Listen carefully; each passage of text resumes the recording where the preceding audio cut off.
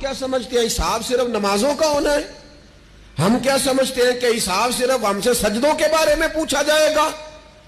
یہ بھی سوال ہوگا، یہ بھی صحیح بخاری مسلم میں موجود ہے، صحیح حدیث میں موجود ہے کہ رب فرمائے گا او بندے میں بھوکا تھا تو نے مجھے روٹی نہیں کھلائی، میں پیاسا تھا تو نے پانی نہیں پلایا، کپڑوں کی حاجت تھی تو لے کے نہیں آیا، میں بیمار تھا تو نے تیمارداری نہیں کری۔ مالک تو کھانے سے پاک، پینے سے پاک، پہننے سے پاک، بیماری سے پاک۔ تو رب کریم فرمائے گا وہ جو تیرے پڑوس میں بندہ بیمار تھا تو میں ہی تو تھا نا، وہ جو تیرے پڑوس میں آدمی بھوکا تھا تو بندہ تو میرا ہی تھا نا، وہ جو تیرے دائیں بائیں لوگوں کو حاجت تھی تو وہ میرے ہی بندے تھے۔